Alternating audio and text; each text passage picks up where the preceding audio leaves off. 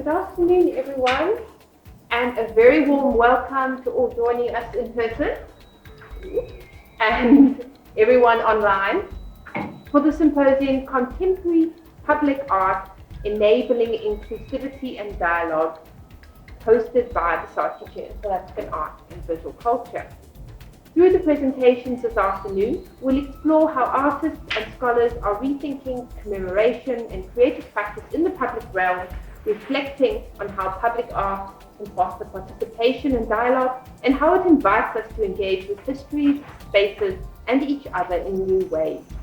Our program begins shortly when Professor Brenda Schmorman will introduce Usha Seejarim, who inaugurates her appointment as Visiting Professor of Practice by reflecting on her remarkable public art projects. After Usha's presentation, we invite questions and discussion, and thereafter we'll pause for refreshment from 3:30 our time.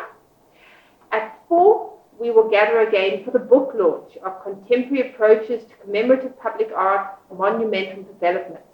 At the launch, Brenda will contextualize the book, and contributors will briefly introduce their chapters and join in discussion about new approaches to commemorative practice.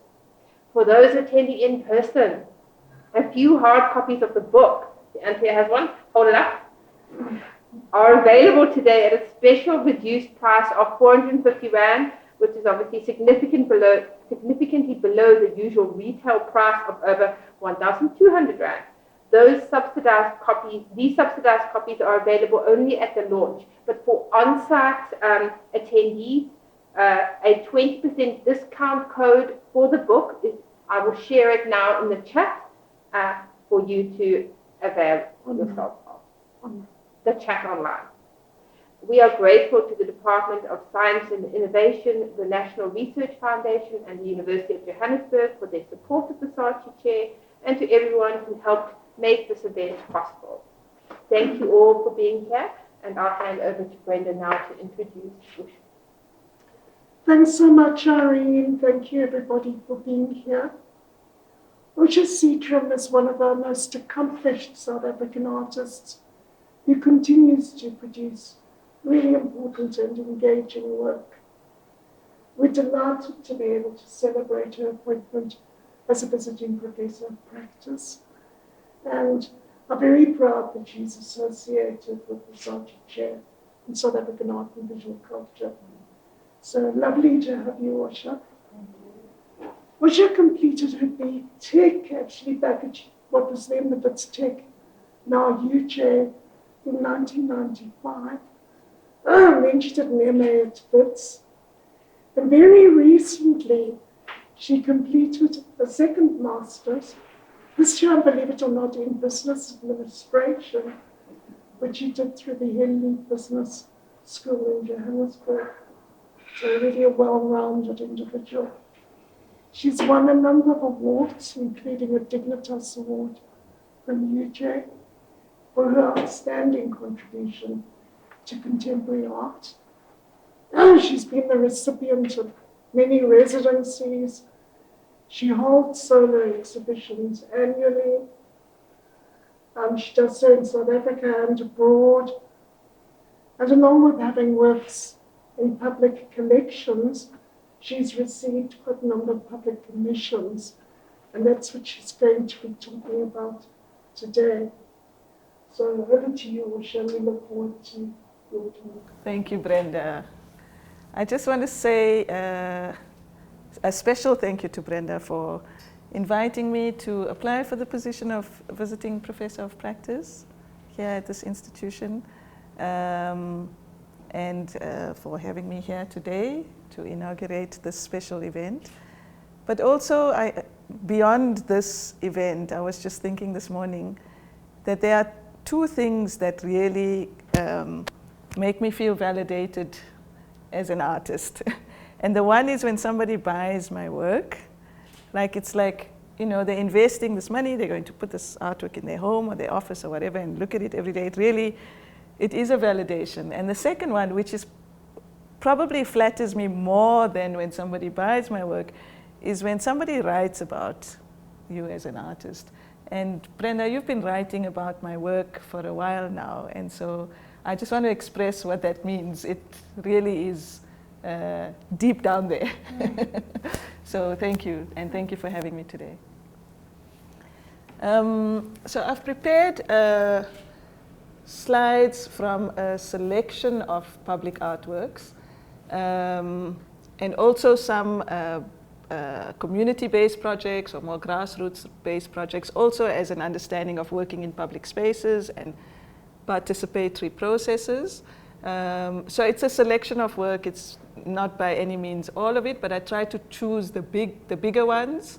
And is she saying it's a bit difficult to hear? Yes. Shall I speak louder? No, it's fine for you? Okay. So I've got lots of images, and I'll talk through them, and I want to show you as much as possible. So I'll go through them fairly quickly and intersperse it with some anecdotal kind of info and some context. And then we can do questions if you want to hear more about any specific projects. Yeah? Cool. This is a very early work from 2005. Oh, I just wanted to get a sense. Do we have lots of students on the listening in, or what's the makeup of the people that are listening? We have a mix of students, of book contributors, and general interested public. Okay. And postdocs. And postdocs, okay.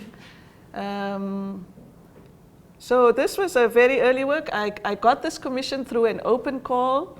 It was one of my very first large-scale commissions. It was at MTN, so it's made from safety pins, like the ones that you use on a baby's nappy. And it's called Pin Code, which is, I think, why I got the commission, was this like word play. And it's still there. It's at MTN's head office on, what's that, Fairlands, 14th Avenue. Every few years, I go and I clean it up and I repair any little pieces that are broken, and we dust it off. I learned a lot through working at this scale, and had made all of these threads of pins. It has a particular order in which it goes, and you'll see on the left there, here, there's hangers, and there's got labels. Can you see from there? No, you can't. Okay, so on the top left image, there's labels, and then I very carefully pack them into a truck with layers of blankets between so that they don't get tangled. And then we got to site and all of them were tangled. So that bottom right image is where they were all tangled. And if you work in any corporate space, you basically get given from Friday afternoon till Monday morning. And by Monday morning, everything has to be cleared. You have to be done and everything has to be cleared. So we spent a full night and full day just untangling them before we were able to install. That's it during the day and at night. And that circular shape on the top was an existing structure, so the commission was to use that. You could do something below it, or I chose to hang from there.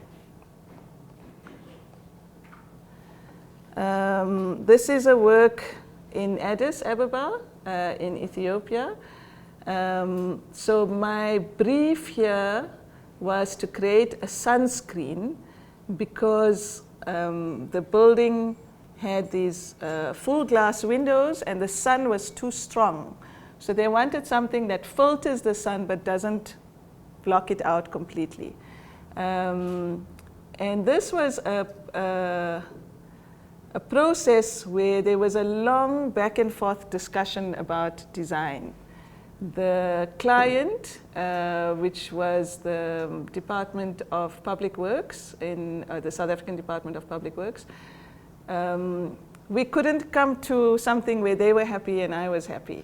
So it's the South African Chancery, but they wanted like more cliched kind of imagery, the Big Five, or Ndebele designs. And that's also like a thing about public art, that you're not dealing with an art like our people. We're not dealing with our people.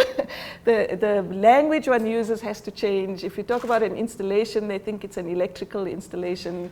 If you talk about works, they think of work and not artwork.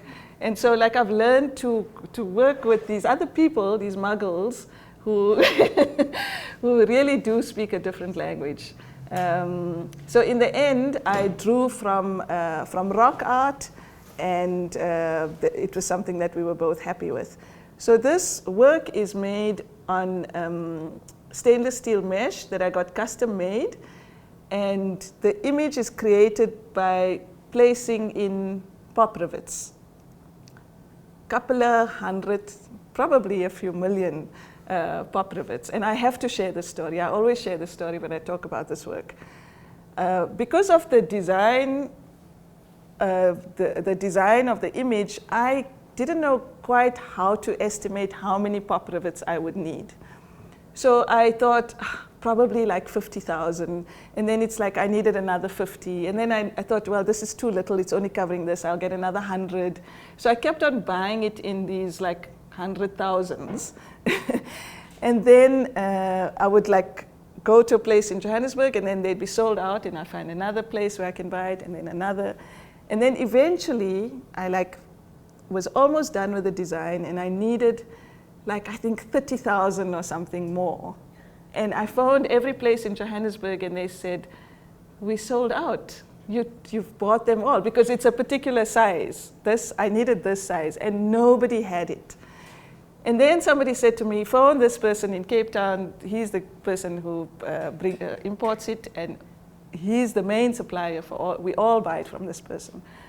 So I call this guy in Cape Town, and I say, you know, I'm looking for this size of pop rivets, and everybody in Johannesburg seems to be sold out. And he says, I know, there's some crazy woman in Joburg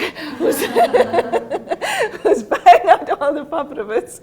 And then I was like, that's me. So I was also pregnant at the time when I made this work, and I would paint sections of it, and I had 2 teams. There was a deadline. I had 2 teams of people pop riveting. I used pneumatic rivet guns with 2 compressors, and I had a day shift and a night shift to complete the work on time. So here, if you look on the left, in that bottom middle image, you see little yellow tags and white tags. Those are a coding system to put the work together. Because I couldn't go to install the work on site, because it was the same time as when I gave birth to my daughter. And so the engineer came down to Johannesburg. We had several meetings to design the kind of hanging system around it. And then I created like a map almost, like a jigsaw puzzle, to put it back together. So that's the design. And then, so 1 square there is 1 panel here, right? So that you get a sense of scale. So each tile there is one of those massive panels. This is it when they were installing it. So you'll see there on the left, the blue is being washed out. So I used a paint that can be washed out, and the paint helped to put it together and was a guide for the people who were pop riveting, and then that got washed out in the end. Because I wasn't going to site, I wanted to get a sense of scale, and these were all the assistants that helped me, and we like just laid it out to see how it would be together. And then I said, give me a scale reference. So they just had a bit of fun there too, to see what it looks like. That's it a bit close up. Another work that I've done, this is in Kliptown. These figures on the top represent 1 tenet of the Freedom Charter.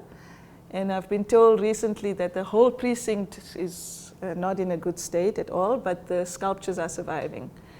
They are made out of slate stone, This is on the site and the Freedom Charter. That flame on the top, bottom right is supposed to burn continuously. I don't know if it still does.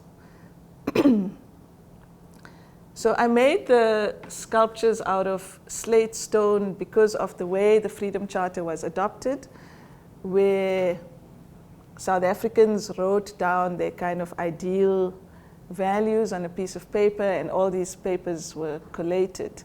I took a cue from the name Kliptown, and I decided to work with stone. And when I was a child, my grandmother taught me to read and write vernacular Gujarati on a slate pad. I don't know if anybody knows what that is, but I had a slate pad and a slate pen. And so this writing and writing on slate was something that connected for me to create the sculpture out of slate tiles. So you'll see it's layered like this to create the figures.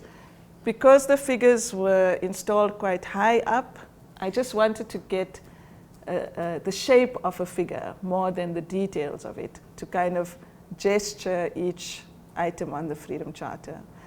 Do I have a picture of...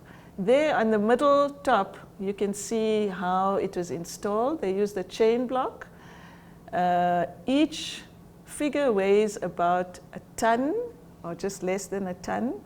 There was lots of engineering that went into this, how these were made. So they are, I don't have an image of that. They are hollow and filled with cement. So those layers are not a full layer. It's the inside is cut out. There's a whole engineered structure inside to make sure that it stays together, which is probably why it's still together. This was a project in Sandton that was commissioned through the Sandton Improvement District. Over a December period between 2007, 2008, 2009, going into 2010, into the World Cup, each December I made these figures out of rope light. And how this project started was that the one year over Christmas they bought rope light and they wrapped it around trees. And then the next year they had all this rope light and they thought, let's ask an artist to do something. And they approached me and I said, I'd be happy to work with this, but I'm not making Santa Clauses and reindeers. And, and so they were like, okay, we'll be open to something different. And so I made these figures. There were about 50 figures right along Maud Street where the convention center is. They were connected to the street lights. This was pre-load shedding. And so with the street lights, these figures would come on. And they were highly playful. So like the one on the left sits on top, and then his legs go all the way, and then his feet are at the bottom. And they were lovely. People would come and walk on the streets and visit them. They were just quite playful, and it was a nice project to work on. Also, again, a lot of technical collaboration with lots of different kinds of people. So I would make the designs. There was a team of people that would make the armature. There's another team of electricians who would wrap the rope light and wire it up. There was a maintenance team because when it rained, then a piece of the rope light would go off and they'd need to replace it. There were people that would connect it to the street lights. So it's a lot of different kinds of people that work together to make a project like this possible.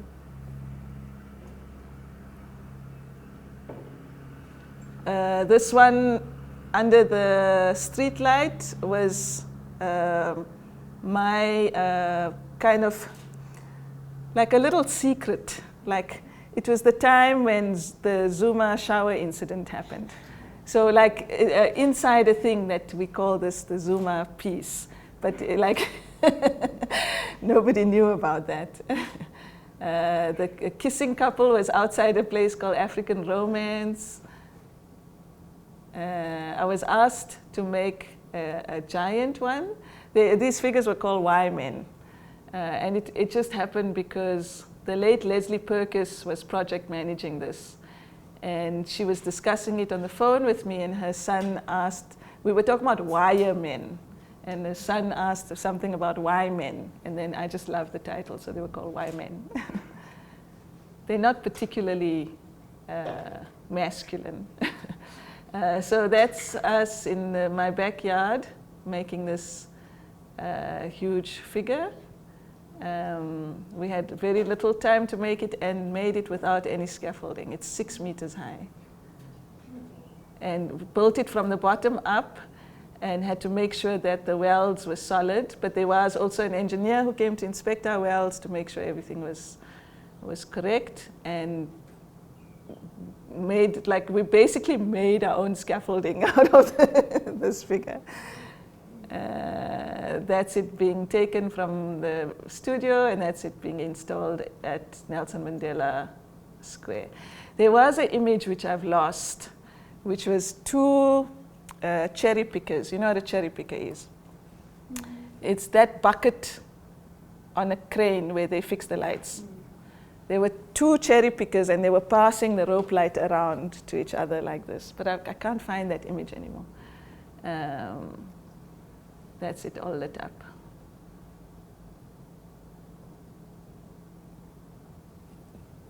This is our artwork outside the Hamidia Mosque in Fordsburg, just around the corner from the bag factory. Sunday Times had a centenary, and they commissioned a whole lot of artists to commemorate certain sites in Johannesburg. And I was commissioned to make this work that commemorates the site where Mahatma Gandhi led a protest in the early 1900s, where they burnt the Indian registration certificates in a 3-legged pot. So this piece has a 3-legged pot, and it has a wheel that turns, and there are slits in the pot where I've turned the pot into a zoetrope. A zoetrope is an early form of animation where you have like a cylinder with images inside, and when you look in the slits and you spin, the images animate. And so inside the pot, there's images of the Indian registration certificates and like quite graphic flames. So as you turn, the flames kind of grow. It's an interesting piece for several reasons. On the left is what's called a thaumatrope, where half of the word truth is there, and the top part also spins. I couldn't get it to spin fast enough, so I changed it and just put the full word truth on it. The work has been vandalized before. Somebody made a fire in the pot, which I thought was quite fitting, actually, given what the work is about. So now we've put a mesh on top. And recently I was approached by Eric Itzken, who looks after all the public artworks in the city to fix up whatever's broken or whatever. And I said to him that this is a work that I feel a bit embarrassed about, because I didn't know then what I know now about Mahatma Gandhi in terms of several texts that have come out, which were there before, but I didn't know about them, around him being quite racist and also quite sexist. And I asked him that in the fixing of whatever's broken, is it possible for me to address this, or at least make reference to it, or present a more balanced perspective of Gandhi?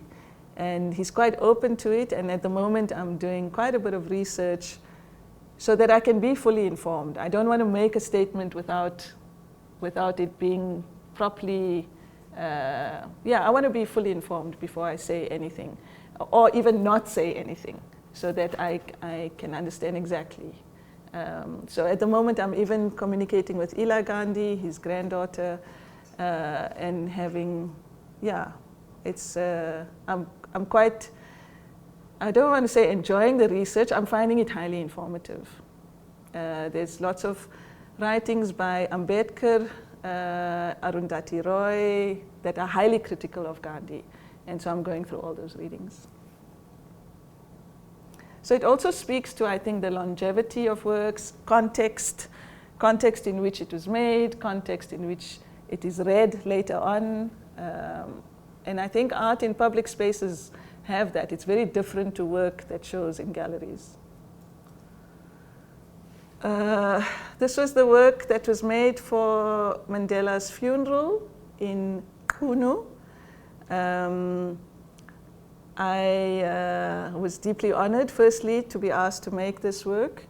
I was given the portrait that I had to make. I chose a different image of Madiba, but they said no, it had to be this one. And the work is made from seeds. So it's like a system of pixelation. Essentially, each seed is a pixel. So on the top right there, those two images on the right, you'll see like it's a pattern, essentially, with a coding system. This symbol means this color. And so they just string together. You can see the strings on the left image there, and then it hangs like a curtain. That image, I wasn't there at his funeral, so the only images I have access to are the ones that were in the newspaper and so on. That's Ahmad Kathrada there when he was giving his speech, and the artwork's hanging behind. It looks massive, but it's only 2 meters by 2 meters. I don't know why it looks so big.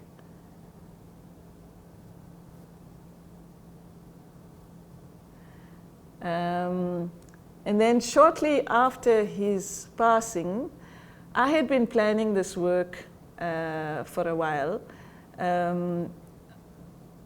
Before knowing that he passed away, I was reading a lot and I was thinking a lot about the idea of forgiveness. And so I made this large stencil, and I wanted to create this text piece. So this is not a commissioned piece. This is just my own thing that I wanted to do. Years ago, I did a workshop on Robben Island where I stayed there for, I think it was a 2-week workshop with the late Zaid Minty and Tumelo Mosaka. It was a broader project where those two curators curated a project which was shown at Iziko. And so I had collected some lime, powdered lime from the island. And years later now, I wanted to make this piece with the lime. And that is so then I wanted to make this piece, and where I wanted to put it didn't work out. And then my friend suggested, why don't we go to Mandela's home and do it there? And I had sent a press release out the night before, and Paul picked it up.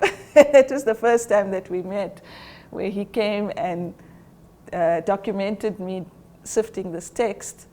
The work that I've just installed here outside Nelson Mandela's house is a temporary public artwork. It's a text-based work that is made from lime, some of which was obtained from Robben Island. And it spells the words, what would happen if I truly learned to forgive? So it's a question posed to the viewer to say, what will happen? And what will happen for me is on par with what has happened with Nelson Mandela. That is what we are capable of achieving if we can truly learn to forgive ourselves. And it's a question posed on the individual level. I, that's why it uses the word I. It's not about you, it's about what I have to do. The courts are overflowing, and our inability to forgive perpetuates so much of violence and so much of crime. In my press release, I speak about the fact that we are rated amongst the lowest on the happiness index. South Africa is rated right at the bottom. Why is it that we have an icon like Nelson Mandela, we have the best constitution in the world, and yet we are the most unhappiest people in the world? And I strongly believe that it's because we hold on to grudges, we hold on to petty things. We can't forgive basic things, and that perpetuates more and more unhappiness. The solution would be to see the oneness between ourselves. It sounds really woo-woo and it sounds, kind of out there, but I really believe that the solution to everything is love. If we can truly reach out to the next person and connect on that level, then this world would be a very different place. Obama said in his speech that Nelson Mandela makes him want to be a better person. And those words rang so true for me. He represents what's possible for us. And as a nation, we connect through our loss of him, but also for what he stands for and what the potential is within ourselves. That we feel that if he can be this amazing person in this world, then he stirs something within ourselves that strives to want to be the same. And we connect on that level as South Africans. And for me, his passing has brought that element.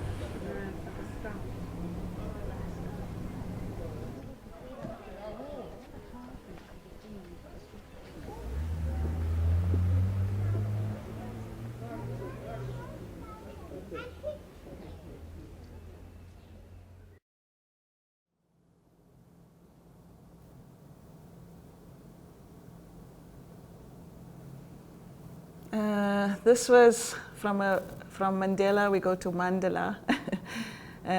This is a piece that I did in collaboration with Haneli Kutsia, and it was part of a festival in Kliptown that was themed human rights or human right, and we interpreted it as human rights and looked at the South African Bill of Rights and found a violation to each right.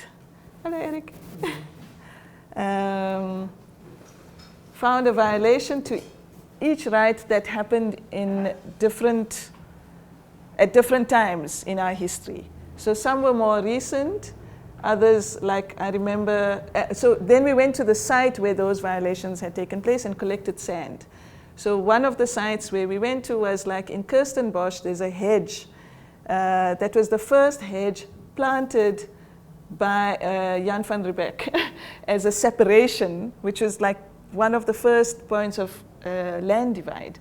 So we collected some sand from there. There were places where we collected soil from places where corrective rape happened. So all kinds of places of trauma. We collected all this soil. So all these different colors are just natural soil. And then in St. George's Cathedral, over the period of a week, we sat meticulously sifting this sand mandala. And we also invited people to bring sand from their own places of trauma to include into this work. It was an incredibly powerful experience. Lots of people came and watched us work. Lots of people were quite emotional. There were people who came and prayed while we were working, and all of that, none of that was planned. And then after a week of sifting, I also met Archbishop Tutu on that trip.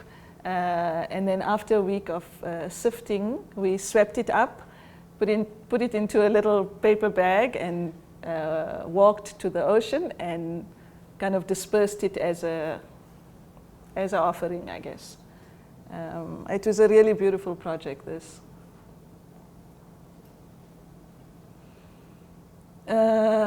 This was during Joburg Art Week, where I was offered the opportunity to make a video. I think there were 5 artists or 6 artists. And for the students that are listening, this was like a project where I got asked, do you want to participate in this? You can make a 40-second video. It still goes through some kind of selection to see if it's okay.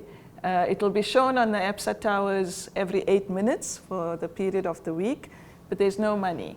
You won't get any production money. You don't get paid as an artist. You'll have this coverage, and if you want to take it, if you don't, that's fine. So I took it up, and I made an animation.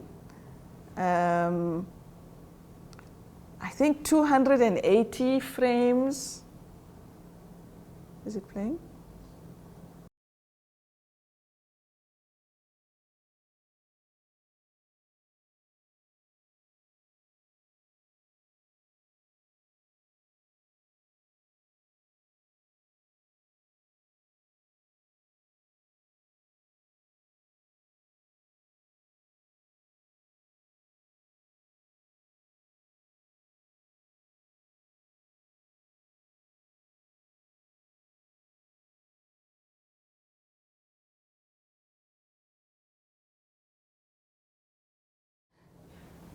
So it's basically, it's a self-portrait. It's an image of me that sweeps across. Okay. Doesn't play, huh? So, and then you see it on the top of the building there. So she sweeps across and then around the whole building. And I think it was, I'm trying to think, we had just got a new mayor. I think it was Parks Tower. And I was like commenting on, you know, like a new broom sweeps clean.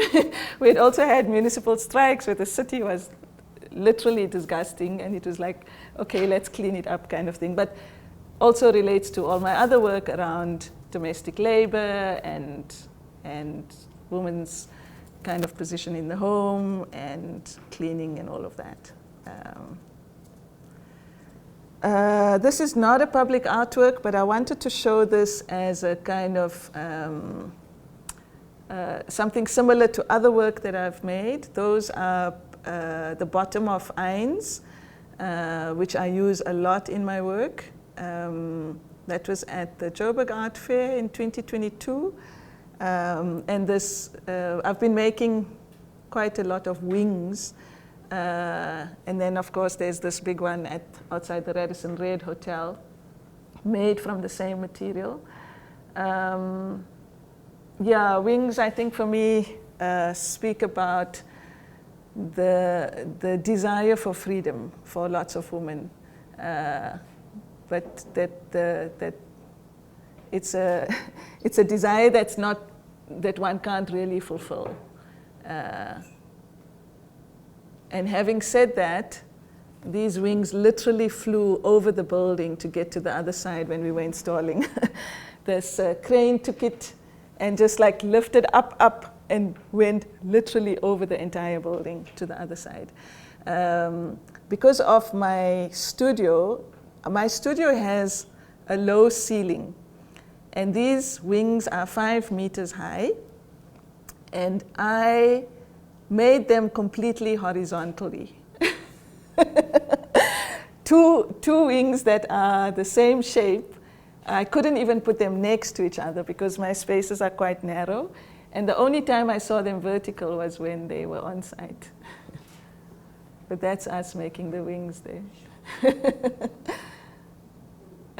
It's become like an Instagrammable thing. Everybody takes pictures with the wings. And then I often get tagged. Not always, but it's, I mean, I intended it to be like a kind of work that one engages with, but I never anticipated it to become this, you know, this kind of selfie moment thing.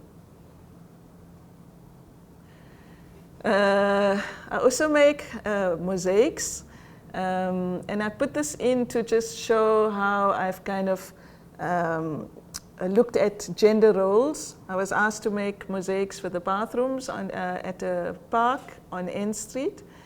And so for the female bathrooms, I chose to show, you know, quite a young, dynamic kind of sassy woman. And then in the male bathroom to show a young father. This is a mosaic that was done at the Civic Art Center. I went through their archives. It took me like 3 days to go through the entire photographic archive to find the right imagery, and then I photoshopped the background away and so on. And one of these kids is now an adult and still attends at Civic apparently. And then is it last year, the year before? 2 years ago. I made this massive mosaic at Red Hill School. I worked together with an architect, Asher Marcus. It's 154 square meters of mosaic. It's also something to be said around collaborating with architects, not at the end stage when the building is already done and they say, oh, let's bring an artist in.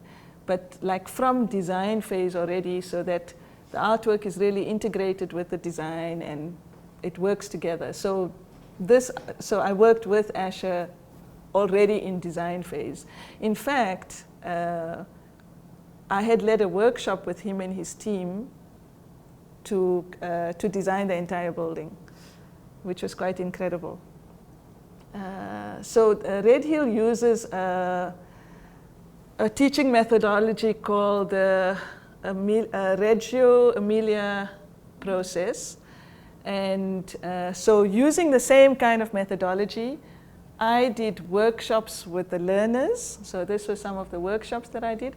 And I also did workshops with the teachers. And then the design of the mosaic came out of those workshops. So the participatory element already started before the artwork, or informed the artwork rather, which is a really nice way of working. I enjoy working like that.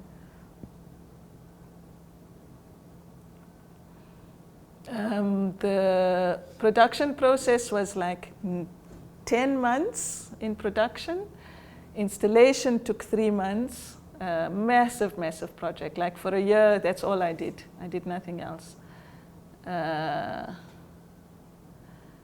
That's us making the mosaic at my studio. Those are the pieces. Again, like a jigsaw puzzle that needs to be put together, and some of the alignment was off, and some pieces had to be cut and joined on site, and it was actually a bit of a nightmare project, to be honest. Yeah. There you can see some of the installation. And then I'm jumping not unchronologically. This is way back in 2016. I did a fair amount of kind of social practice, social development work through art in various towns in the Northern Cape and the Eastern Cape. This is in Hanover. And the reason I put this in is because through that work, I learned a lot about this kind of work. And I think that I have a lot of issues with work like this that's being done in a way that's unsustainable, that's disrespectful, that's not collaborative. I think there's a lot of like, I understand the need for CSI projects. Do you guys know what CSI is? Corporate social investment. So lots of companies have an obligation to give back. But the issue I have is that this giving back often happens very superficially and happens for the photo moment or for the report, and it's not done so with integrity. And these projects that I did really gave me a hands-on understanding of how to approach it and also what not to do. In this particular project, we made a mural that was a chalkboard that invited participation from people from the town. So I used a process where I would go into a community and try and tease out skills and kind of talents that are inherently there, and then work with those people to teach those skills to people who wanted to learn. So it was a youth development project, and so lots of youth would enroll to learn certain skills. So in this case, the man with the red hat is a builder. That's his day job, but he learned from his grandmother how to do this amazing beading. And so he was giving these workshops to teach people how to bead, and they made these incredible beaded jewelry and other products. The man on the left there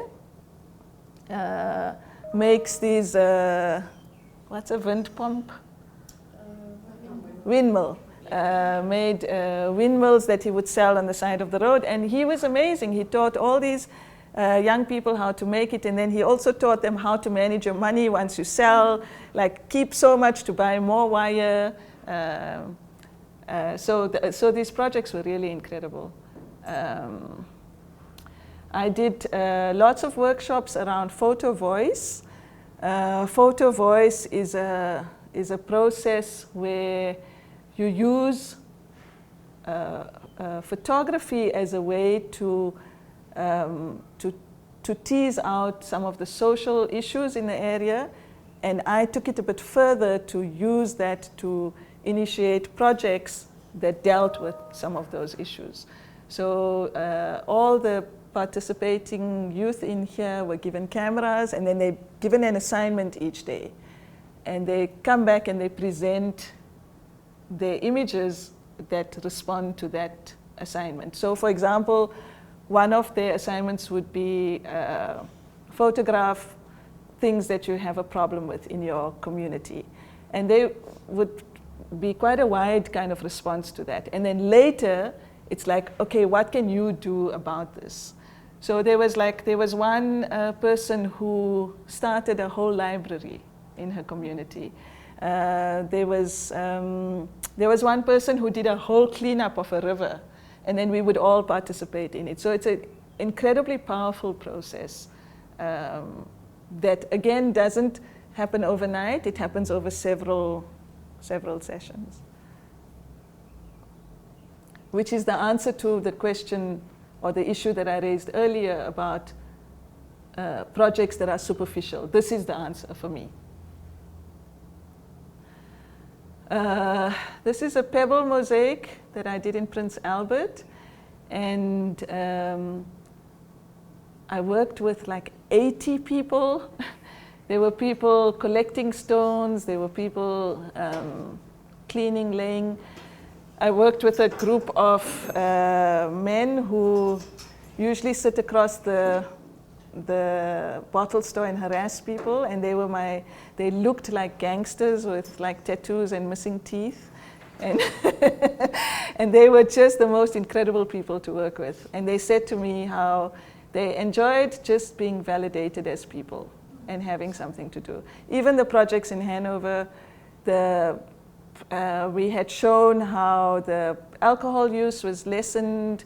The nurses from the clinic came to ask us what we were doing. There was a whole lot of projects. There were sport projects and netball and field band. And they told us since we started working in those areas, the teenage pregnancy rate went down by 90%.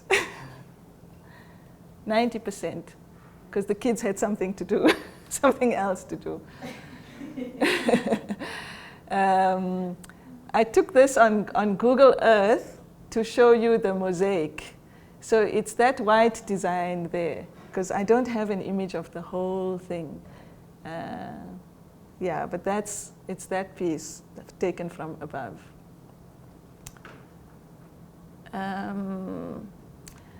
This is typical work that I make with wooden pegs, and I put this in to show you why I made a half a peg of that size. This was, it's massive. It's 15 meters length, but when it's sitting at an angle, it's like 13 meters. It's made out of steel pipes. It weighs 40 tons. It was made in Lagos and traveled to the US and shown at Burning Man in 2022. It was the biggest project I've ever worked on. The project itself spanned over 2 years because we started it and then COVID happened. We had bought half the materials and then the world paused, and when we started again, the price of steel had gone up ×7, I think, and we couldn't, our budget was completely out. We had several fundraisers in London and New York to cover the cost.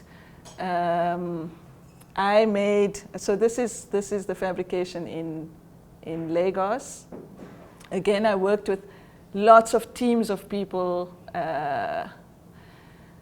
I made, I don't know, 8 or 9 of these out of perspex. They're like 2 meters tall, and we auctioned these off to raise money.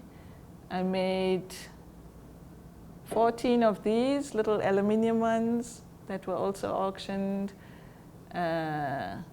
This is the installation on site. There in the front you can see the base and then that massive spring. We had lots of heavy equipment to put this together. Lots of engineering goes behind this. Yeah, look at that scale. And then you could climb up. That railing was built into it, so you can sit there and watch the sunrise. So it was positioned to face east. Usha means sunrise, so Burning Man people love that. Yeah, there's some more installation shots. It's made in 3 parts, and then it gets installed. I have like a 7-minute video. Do you want to watch it on the installation? Do we have time? We should do, yes. Yeah? Okay. Maybe we can take some questions. I have a few more slides to show after this. Is it this one? Yes. We have an African proverb that says, it takes a village to raise a child. This project, which is our baby, has really taken a village to realize it. It was very important that we as Africans are represented globally. And one of the things that I'd noticed being at Burning Man is that there's very little African representation, both in terms of participants, but also in terms of art. And our art is unique, it is vibrant. This resurrection of the clothes peg represents, a lot. I was inspired by my practice as an artist, where I work with a number of domestic objects. And one of the objects I work with is a wooden peg. And a wooden peg is a little object. It's an unassuming object. We don't pay much attention to this. And because I work with this, I want to bring attention to it. It is a symbol of female labor, female kind of function of holding together. So what I did is I proposed a work that magnifies this little peg. And then I said, I also wanted to show the power of woman when she is given so little. And if you look at a wooden peg, it has 2 parts that holds together. So what if I remove one part? What if I make her less, but still show that she's powerful? It's mind-boggling to see the sheer scale of the project and the number of people that are working on the different aspects of it. It certainly is an indigenous project where we are using local labor, local resources, local energy to put together the resurrection of the clothes peg. From the beginning, we had engineers, we had Hubo Studios, partnership with architect Asher Marcus. We have Project Aikido, which is the name of our main project, which is headed by Nana Sao, whose vision it was to bring an artwork from the African continent because there hasn't been to date. We have the whole team here at Dom & Long. Behind the scenes, there are people in marketing, there are people in animation. We've made 8 animation NFTs out of this work. We've had fundraisers to supplement the funding required. You can understand the scale of this, that everything is not small, everything is massive. So there are so many teams involved in bringing this together. And I have to make a point about that. Almost everybody on this project is working voluntarily and giving. And I am moved all the time by how selflessly everybody has been working and giving for the love of this project. It's incredible. Getting involved, mobilizing resources, making this a truly African project where we have a South African artist, we have engineers from other parts of Africa, we're using steel from other parts of the world, but we're also, constructing this here in Nigeria. It doesn't get better than that. In executing a work of art as beautiful and as important as this, and as large as this, we've had to bring our strong technical skills to bear, but also, as usual, work to time and to budget. There have been many challenges on the project. The biggest challenge for us, apart from the scale and the scope of the project, was that COVID happened in between. And so the project was delayed, the prices of steel increased, and so constantly throughout this project we have been faced with challenges and have had to think outside the box. We have had to think creatively. The biggest problems were time, relying on third parties because we have to get suppliers to bring the various pieces that we need, shipping, clearing customs and things like that. Those were very big problems. Of course, cost, because in conceiving of this project, over the last 2 to 3 years, pre-COVID, the cost of steel has spiraled out of control. So we've had to find a way of managing that, in spite of the challenges of third parties, that we do things on time, on budget, and of course to the right standards that we are well known for.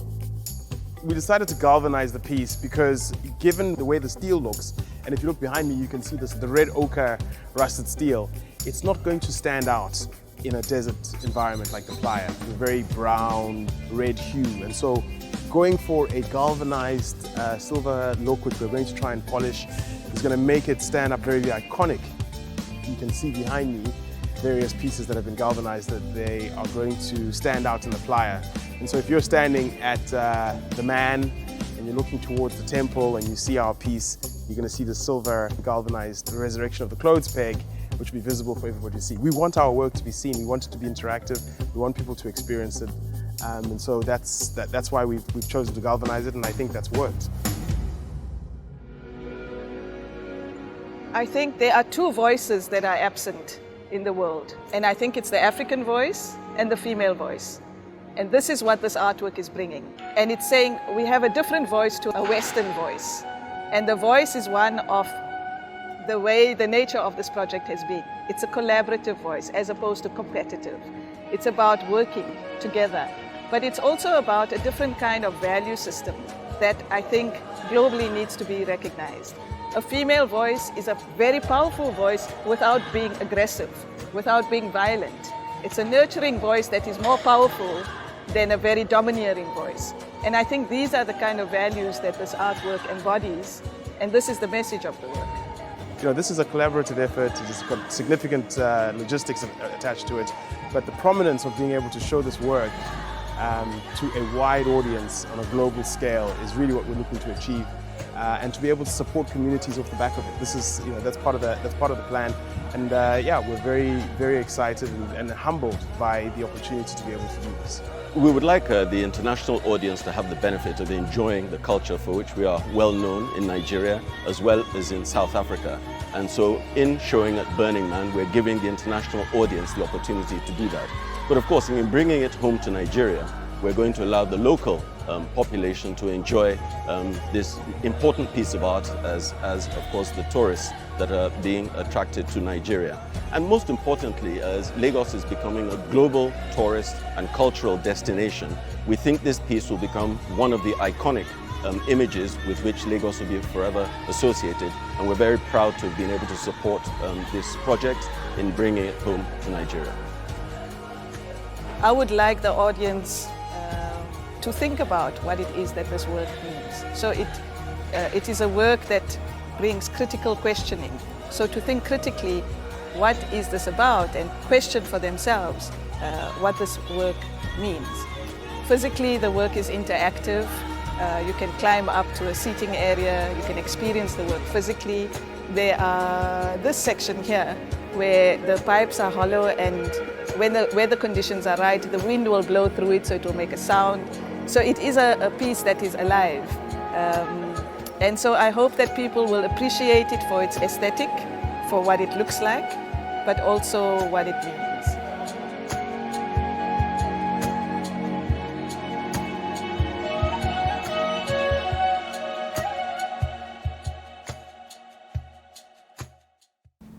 I have one more artwork to talk about and then I'm done.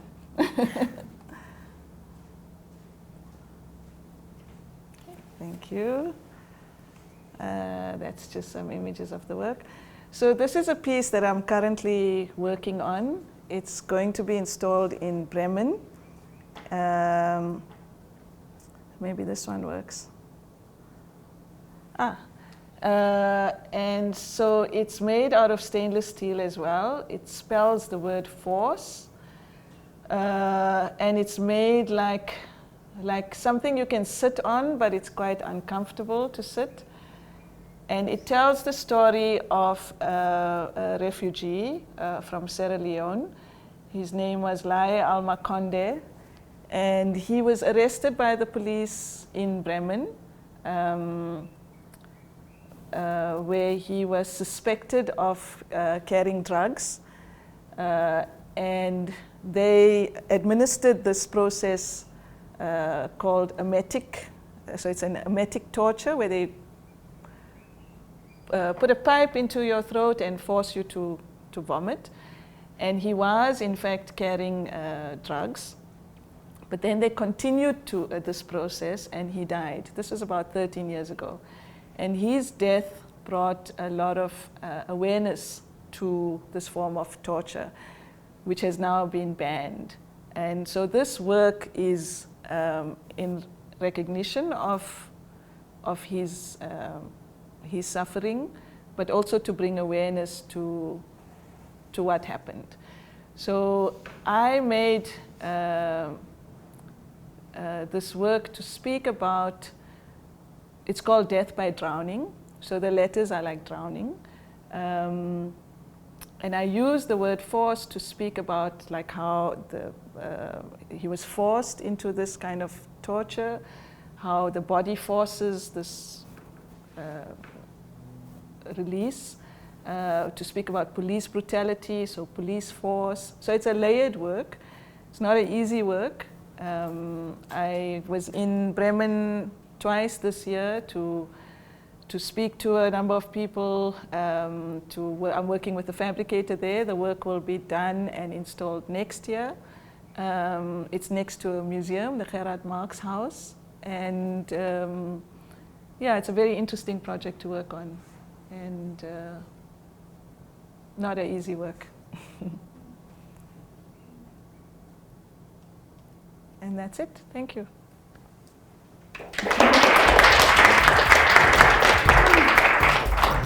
Thanks so much, Usha.